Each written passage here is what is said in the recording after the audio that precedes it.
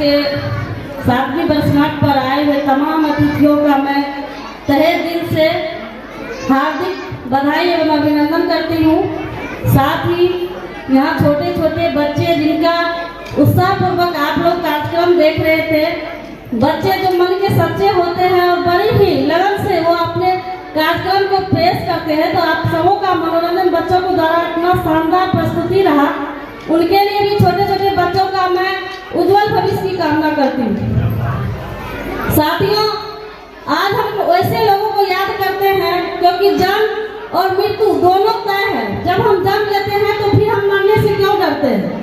हम आज वैसे शख्स की जन्मतिथि मना रहे हैं जो कहीं ना कहीं हमको भी याद है, जब हम बहुत छोटी थे, मैं जनरल स्कूल में पढ़ती थी, 7वीं में थी, 7वीं से ही वो क्लास शुरू हो जाती थी और मैं कोई भाषण प्रतियोगिता में मैं भाग ली थी, तो सर मेरे पिताजी को कह रहे थे कि यह बच्ची जरूर कुछ न कुछ करेगी। तो मैं उनकी इन बातों को आज तक याद रखी हूँ और उनके जन्म दिवस पर इतने छोटे छोटे बच्चे जो कार्यक्रम किए हैं, मैं यहाँ से उनकी सच्ची श्रद्धांजलि अर्पित करती हूँ।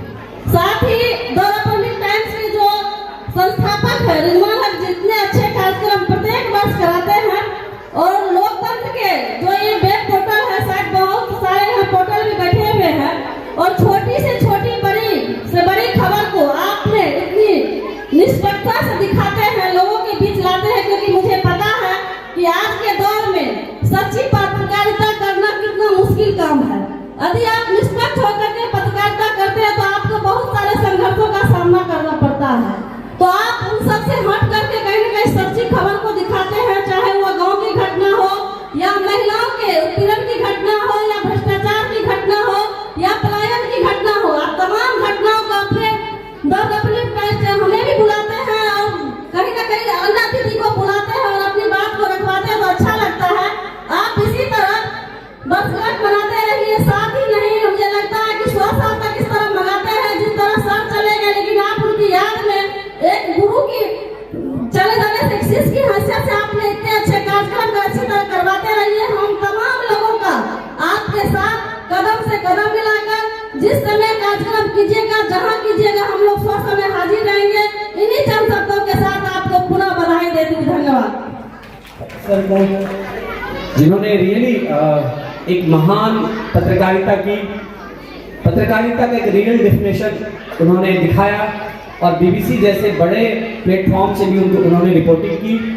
और मैं कहता हूँ कि शागिर्द हो तो रजियूर जी जैसा हो कि गुरुजी चले गए, लेकिन उनकी याद में हर वर्ष इतनी कोशिश करके, इतनी मेहनत करके इतना शानदार कार्यक्रम आयोजित करते हैं रजियूर जी। तो मैं चाहूँगा रिपब्लिकन टाइम्स के लिए और रजियूर जी के लिए भी आप एक बार ताली बजाइए, क्योंकि बहुत मतलब कहते हैं कि गुरु के सामने तो सभी दिखाते हैं कि हम आपके शागिर्द हैं, लेकिन जब वो चले गए उनके लिए इतना प्यार, सम्मान और श्रद्धा रखना ये साधारण बात नहीं है।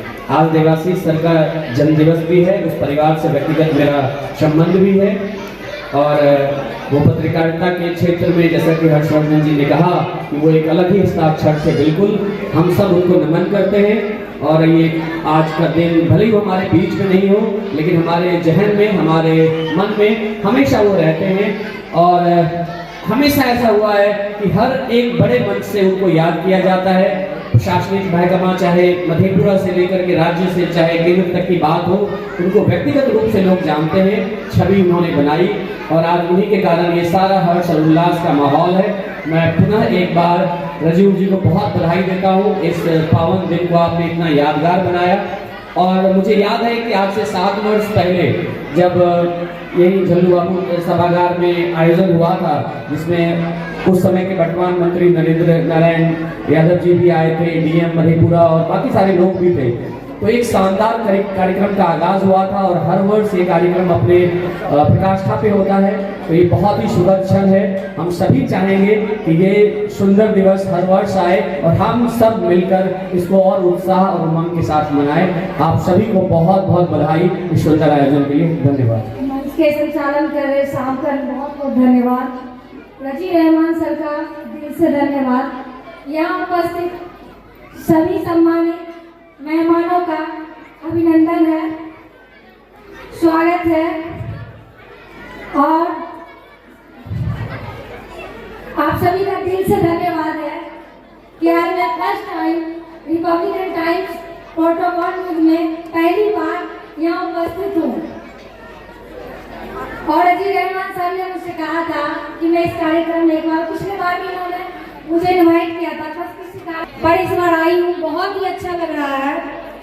और आज रिपब्लिकन टाइम्स का 7वां वर्षगांठ है और इस खास मौके से डॉक्टर देवाशीष बोस को मैं याद करती हूँ, क्योंकि आज वो हमारे बीच नहीं है।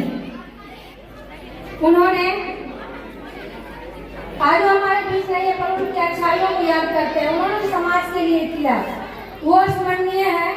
भगवान उनकी आत्मा को शांति प्रदान करे। पत्रकार समाज का आईना होता है।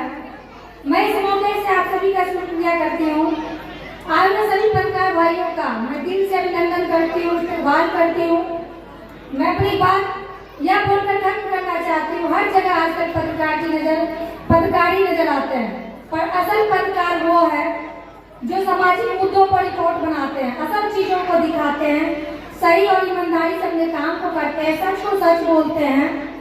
असल पत्रकार वो आजकल टीआरपी के चक्कर में असल मुद्दों को छोड़ कर इधर की बातों में आ जाते हैं। इन सब चीजों से बचना है, तभी हम एक अच्छे पत्रकार बन पाएंगे और बहुत सी की तरह नाम कमा पाएंगे।